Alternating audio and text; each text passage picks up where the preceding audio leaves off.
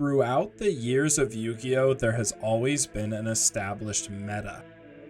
And that meta goes on to influence what people typically play at the larger events. But what if you took a list of every deck from the September 2011 meta, randomized them, and put them into their own single elimination bracket tournament, allowing for exactly one of every different type of deck to be represented? In this series, Joe and I will be playing out a full single elimination bracket tournament. Each week, Joe and I will be playing a different deck, and whatever deck wins will move on, and whatever deck loses will be eliminated. The goal of this series is to see if the traditional meta will reign supreme, or if a new champion will be crowned. Be prepared for jank winning, meta losing, and for the format as we know it to be turned upside down. Welcome to the Tournament of Tournaments.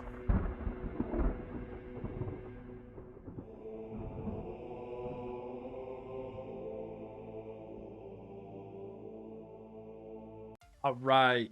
Today, we are breaking out Rock Stun. If you don't remember, in round one, Joe actually just creamed me with this deck. It's like an old classic, and I mean, I've always been a fan of this deck just because I think like the cards are really cool looking, and I like the idea of like the kind of the snowball effect of this deck.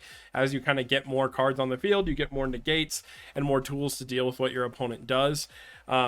And specifically in my matchup today, I don't know if you know, I mean, if you saw the thumbnail, you know that, we're playing against Dave Trepanier, who topped YCS Toronto with Nordics, and he's bringing his Nordics into this match, which is really cool. Probably the best player to represent Nordics for the Tournament of Tournaments. So super excited, but honestly, this deck might have the tools to deal with it, right? We have cards like Quackimiro Guardian, we have Quackimiro Sandman to like negate some of his trap cards, but like, mostly these two cards are going to be really good. The biggest thing is if Guardian like attacks over a monster that he has, and it has an effect, so like if it's a Tengu, a Sangan, anything like that, you can just tribute this to negate the effect of that monster, and then he doesn't get to use his Goat. Or if he tries to summon Goat, you can just use Guardian and tribute to negate the Goat. So it's kind of like a potential like 2-for-1 special, but at the same time, it just like kind of nullifies what Nordics wants to do a little bit.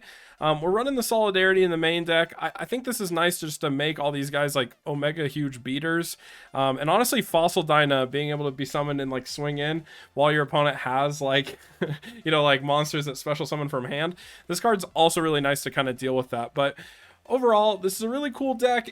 It's a little more fragile than other things, but, I actually think versus Nordics, there is a decent chance. So without any further ado, we'll let Dave talk about his Nordic build and hop right into those matches. All right, so this is my deck that I'm bringing for today. You might have noticed there is no difference with the last time that we've had that I've been around with Nordics.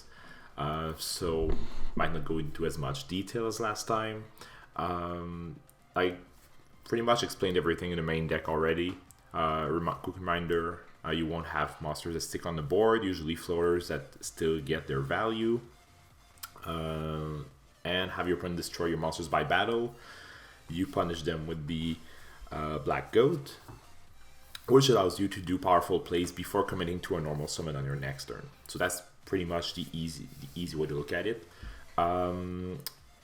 Now, if we go into a little bit more deeper with this, it means that once your opponent catches on or knows what your deck is doing, they're probably going to stop attacking or only attack when they have a sufficient number of monsters to be able to force you to keep the gold in hand. So what you do when that happens? Well, you do have monsters like Reborn Tengu that are going to stick to the board, or Tour Guide, and you can almost win the horse, Good Foxy, which is a level 4 tuner. Like, at this point in the game, a level 4 tuner, most decks don't have access to that, and this one has no restriction. So you can use it to summon powerful level 8s or 7s with your guides or your Tengus, or even set Mega Hamster, and you get to be aggressive in that way, but still a bit less efficient than if your opponent attacks into you. What I've been seeing popping around from last time is that, hey, why does he have TGs in his side? Why does he have like Order of the Phantom Beasts or Dimensional Prisons, card that usually prevent attacks or makes it that your monster survives. Prison's more to regulate the number of attacks. Like if you think, okay, I have one more monster, so if he summons the goat, I can attack into it, and you hold the prison to use it on that monster to protect the goat. For the few TGs, the 2 rhinos, the 1 werewolf, the 3 horned phantom beasts, which also pair with Tengu and sometimes good Foxy in a pinch, is to flip things around. They stop attacking you, alright, what can I do now? I become the aggressor. I have big bodies, big floaters that I can summon and push, and eventually it forces my opponent into a bad spot where, okay, I have to start attacking now. I don't have that luxury anymore. He's pushing, he's aggressive. I have to attack into his monsters to reduce the damage or to clear, and then he walks right back into my strategy. So he's kind of put against 2 bad options. What would usually happen? Game 1, people rush into the Black Goat because they don't know I'm playing Nordics yet. Because the first few cards are not going to indicate that it's this deck. And loses because of it. Then game number 2, alright, I'm gonna stop attacking. And then you start a push. Summon rhinos, summon tengus, maybe a horn here and there. But you try and push as much as possible. They're all floating, so you don't really care about back row. And eventually they're forced to attack into your monsters. And that's when you get your advantage back. So that's no way to force your opponent to commit to that. So to them playing against Rockstun, I don't have a lot of experience with that matchup. I do think I have the tools to face it, but Koakimeo Guardian is going to be real annoying because it means he can never be punished when he attacks me. So I don't think Rockstun's is that good of a deck, but against this one, might have a chance. So I'll have to bring my A game today.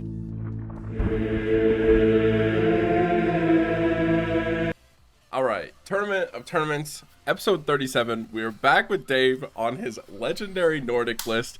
And I gotta try to take down this Titan with the Rocky boys, you know, Rockstun. Dave, I don't know if you have much experience against this deck, but it's a weird one. Can't quite say I have experience against it, but I do know approximately what I'm up against. Okay. But I don't think I've played that matchup. Let's leave it at that. Okay, all right. Well, you know, we'll send the RPS and see what happens. Oh my gosh, the Paper Master has pivoted. Yeah, I figured, like, I tried to one-up you. Okay, let's see. Oh my god, I instantly drew. Oh, yeah.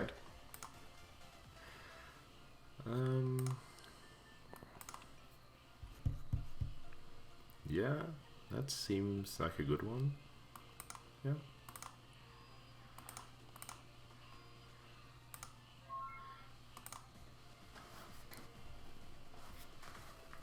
All right. Well, I got one thing to do, and that's summon a Guardian. All right. And attack. So actually, the interaction here is really weird. If you have a Grey Goat in hand, and if this monster has an effect, I can negate the effect, and then you don't get the Grey Goat, which is actually really nice for me. Yeah, that's actually what's gonna happen. This Raikou, so yeah, I'm gonna use his effect. Yeah. Then we'll go main phase 2, and I'm going to slam a duality. Yep. Huh. None of these cards are like actually fantastic to take, especially when,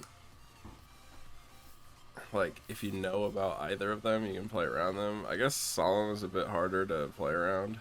I guess we'll take the Solemn.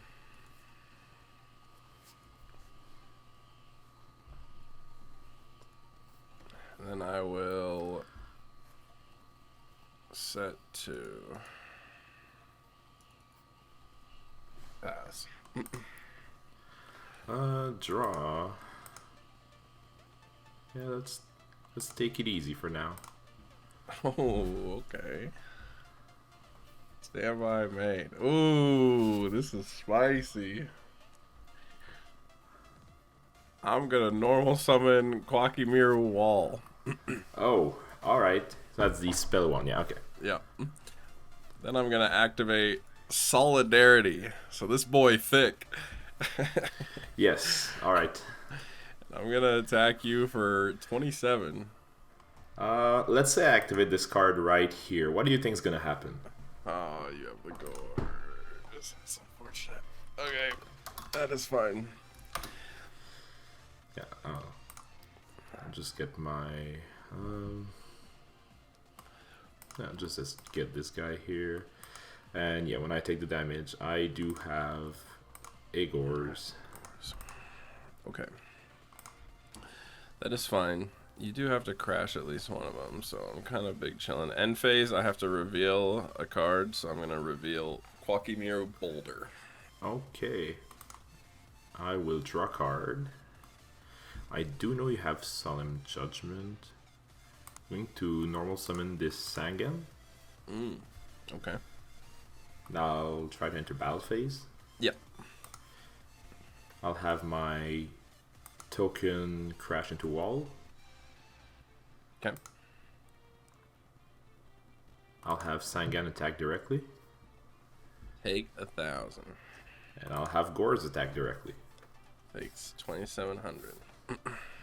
I'll proceed to main phase 2 and I'll set 3 cards. Oh my god. And over to you. We're gonna hit one of them. We'll hit this one. Yeah, that's a good one. That is a good one. Oh. This is also technically a good one.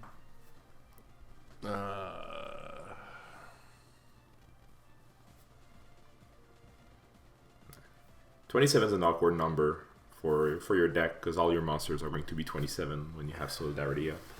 Yeah, exactly. That's why this feels weird because I mean I can just crash into the Gores, but I don't know if that's actually efficient. Yeah, well, you might have to, but that doesn't seem really good because like it means my Gores traded with 2 of your cards. Yeah. I mean, I can technically out the Gores without. Yeah, I guess we'll go this route. We're gonna normal summon the Gramble. Okay. Yep.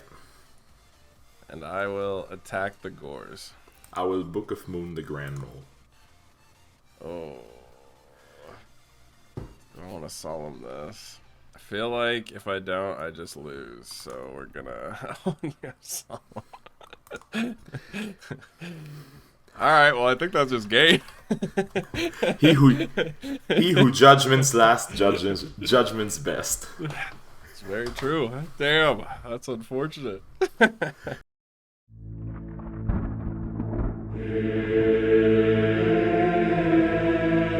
All right. I don't know how you managed to set more back row than I did, but hopefully going first, I could make a difference. My God. All right. Okay, this is actually pretty good. I will go standby main phase. I'm going to normal summon Quackimiru Sandman. Yes, that's the trap one? Yes. All right. And I will set 3 cards. And we'll go to end phase, and I will reveal a boulder. All right. That Solemn Judgment really likes you. True. Okay. I'll go to main phase 1, and I'll start by summoning this tour guide from the underworld.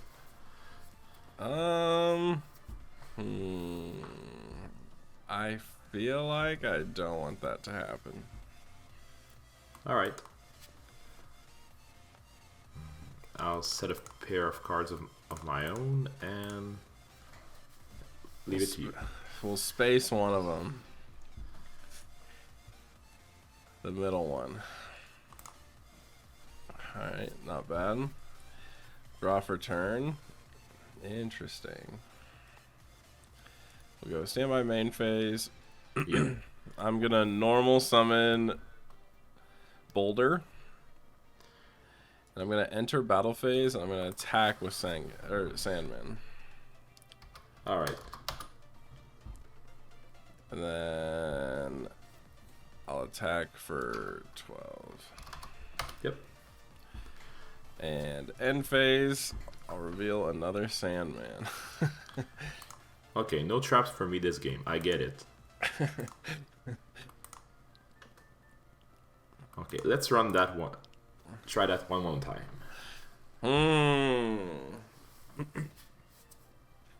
I feel like you have no play if I just judgment it. I'm gonna be honest. Yeah. Yeah, tough one. Yep. Alright, standby main. Yes. Normal summon another Sandman. Yeah, I kind of have to do this. Yeah, he'll negate it. It's whatever. Yeah. Now the question is, do you have Gores? That would be kind of unfortunate. But I feel like Try me. we'll send it. Rockstar don't got a lot, you know what I'm saying? We gotta take our moments when we have them. I know you have another rock in your hand at least. Yeah, I do. And phase will reveal the Boulder. Oh god, this card's awful. Boulder? Yeah. It's not bad. I mean, it gets you what you need when you need it, you know what I'm saying? So, it can be nice. Oh my god, this is atrocious. That's what I want to hear. I'm gonna set these 2 cards. Oh, that's a really good draw right here. I will normal summon Fossil Dino. Yep. Enter battle phase. I will attack. If it's Raikou, it's unlucky. But if it's not Raikou, it's really good. Alright, I have to negate it. Yes. I think now best play is to swing in with the Fossil Dino itself. Yeah, that's pretty sad here. Yeah, then I can attack in for 12. Yeah. I already knew you had a Boulder in hand, so I with the cards I had no choice but to set it. Yeah, that makes sense. Yeah, the Fossil Dino off the top was kind of sick, but I do have a very weak board. If you can summon a beater, it does get hard for me. Kind of. Although you're kind of forced to kill this Fossil Dino. Which I can now, but that's not going to save me.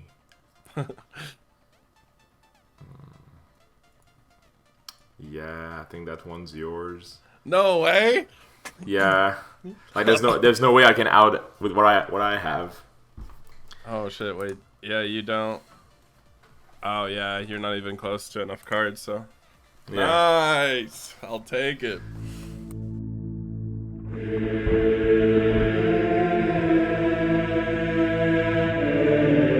And I'll be going first with pleasure. You know, I want this win for the content, but I'd hate to see you go. You know, it's like it's a double-edged sword here. Yeah, like you get to play every week. I'm playing for survival. True. Okay, will this one go through? 3rd time's a charm. It will. All right. I'll summon my boy Sangan. I'll set a card and pass my turn. All right. We'll go standby main. Oh, that's Yep. that's really good. Normal summon Guardian. Yes. Attack the Sengen. Attack the Sangan.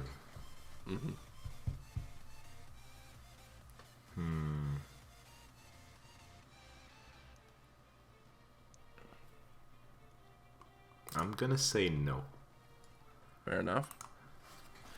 I will go main phase 2. Yep. I'm gonna set 1 and set 2 and pass to you. Alright. I'll draw a card. Let's go standby phase, main phase. Yep. Have a lot of options here. Okay. I'm going to normal summon this reborn Tengu. Summon is fine. I'll switch this Sangen to attack mode. Sure. I'll have Tour Guide attack for 1,000. In response to the attack, I'm going to call the Haunted back the Guardian. Alright. I'll go to main phase 2. Sure. I'll set a card and end my turn. I'll draw. I'll go standby main. Mm-hmm. Now, I definitely want to kill one of these. I just don't know which one I want to kill. It's probably just Tengu. I get punished if that's torrential set. Yeah, we're just going to attack the Tengu. Okay, I'm going to say the most dreaded words in all of Yu-Gi-Oh! No.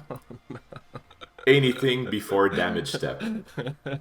No! That's really unfortunate. So you take 600 here. Oh, sure. And I'm going to draw a card. I'm gonna go main phase 2. Mm-hmm. This is like really ugly. Like, it's weird. I put these cards and the few TG cards in the side deck since opponents usually stop attacking after game 1, or at least try to attack less, so that I get to be aggressive on my own. But against your deck specifically, I figured just having big monsters that are higher than 19 would actually be very good. Yeah, see, that's where it's like, because like my deck actually has the ability to attack versus you. It's like one of the few decks that can, which is where it's kind of good, but also in this circumstance, very bad. Now I have to decide what I want to do. This actually just sucks, but I have to do it. I'm gonna set. I'm going to draw for turn. Oh, my call goes to grave because I was destroyed by battle. Yeah. Oh.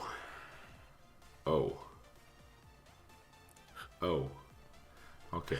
Well, I'm going to go standby main and activate Heavy Storm. I was really hoping you wouldn't do that.